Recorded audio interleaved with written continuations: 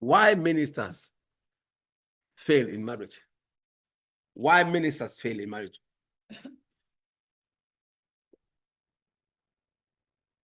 Why do ministers fail in marriage? Please listen carefully. Why do ministers of the gospel, why do they fail? Why do counselors also fail? Why do ministers in general, not even counselors here, ministers in general, why do they fail? Number one, ignorance. Katie loves could become Ignorance. much. I can tell you for sure that some of the ignorant people, when it comes to marriage, are ministers. Ministers. They don't know. The Bible says, my people perish for lack of knowledge. My servants perish for lack of knowledge. Like I told you, it is when I started learning that things began to change. Number two, the reason why ministers fail in marriage is because of assumption. Let me tell you why I say assumption. Assumption that because I have a theoretical degree, I also know how to counsel, and I can also live a marriage, or I can also become a good husband or wife. That assumption is dangerous. You went to university or the theoretical school, learn theology, and know that marriage counseling was a course that you did, not for yourself, but because you go and do it for other people. So at times you can get to do it, and then now it's just a course. They were taught by whole school. Those who actually did marriage counseling, I have to train them back when they come to our school. We give them a different training. Because there's a lot of assumption that I know when I don't know. Violation of principles. Let me tell you one of them. I'm relating with men of God. And then you will see a man of God bring his wife to be, and ask you to cancel her. And then she's not passing. What's going on? The way I'm seeing it, I am seeing people who are violating principles. We don't do marriage counseling for one person. So when I look at it, I pity. Most men of God do not do marriage counseling, and they do it for formality. Most of them. I don't want to give statistics because we don't have standards one yet. But the ones that I counsel, the ones that I have, the ones that I live with on a daily basis, I see them not violating serious ethics or principles surrounding marriage. And I'm wondering, so is it possible will it survive? Let me give you one of them. I was sharing with a man of God who said he saw a lady 3 months ago and is planning to marry the lady by November.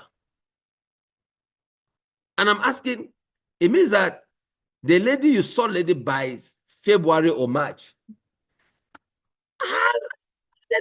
Before I was talking, he has gone already to see the parents. The parents had given the consent. And I'm asking, have you done marriage counseling? He said, no.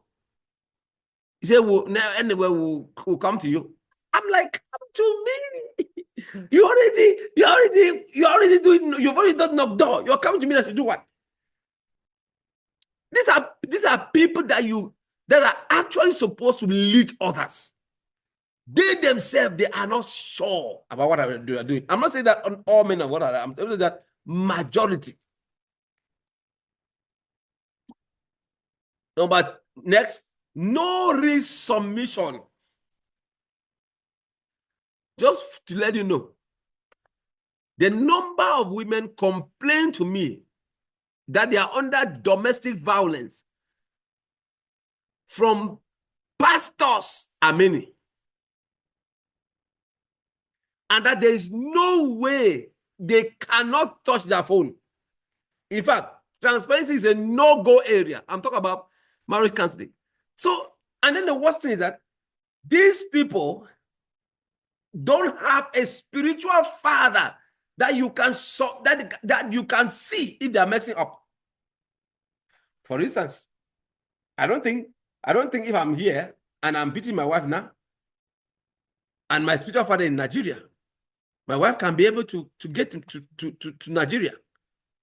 It's not possible. My wife cannot meet. Let's say if my spiritual father was Jeremiah, Prophet Jeremiah. My wife can call Prophet Jeremiah. Where? How? They start now where? Or if it was John Suleiman, how could? Or if it's T.B. Joshua, or if it's Bishop David Oyedepo, or all the stars that we have in Nigeria. Now, tell me how that's possible. So here they will lambast, they will insult, they will molest the girl, and the girl is crying, but no spiritual father. These guys are untouchable. Nobody, and they know they hear from God. Fake. And that's why the challenge is coming from. That's where the pain is coming from, because nobody can say anything. And I was sharing with one lady, and she told me, nobody cancels my husband. My husband can never be cancelled. I said, what about this guy whom I'm seeing is better off, is growing up? He said, no way out. My husband cannot be cancelled. I know my husband. No one cancels my husband. I said, where are you? Are you sure you are in a marriage? You are not. So this, I think, that makes marriages fail. Another one is no romance. Who told you as a man of God that a woman is impressed because you prophesy or you cast demons out? The woman is impressed because you are romantic. You are a real man. You are a real man. That's what makes the women. Even if your wife is as much as what, your wife still remains a baby in your hands. She still wants to be kissed, play with as you play with a baby. But these guys are too serious. Some of these men of God are too serious. They are too serious. You must play with a woman. You cannot be too serious. You don't talk. You don't go with them. You don't walk with them to church. You say, no, with us, only sons take us. They come and drive, they take you, they say, no, you are a mama, you can come after. What kind of life? That's what is happening. I'm placing calling over family. The moment you place your calling over family, it starts going down. Now, a man of God, okay, I'm here. I'm here in the office, in my office now. I'm here now. I'm here with my wife, and I'm here with our first son. Even when my wife is not there, my first son is here with me. I do that intentionally.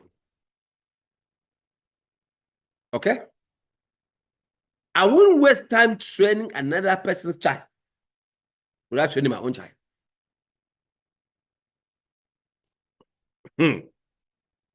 You can spend time training others. Somebody was asking me a question. I was not able to answer. He said, one man of God in Nigeria who is a powerful man of God, nobody has ever, Archbishop Benson Idahosa. And they were asking me a question. Do you know any of his child into ministry? I started looking. I said no. He said there's none, because he didn't train any. He invested all over. You can see all over. You can see everybody. Benson Idahosa, everybody. But his own family, nobody's doing anything. Nobody's doing it. It's only his wife that is now taking care of the whole church.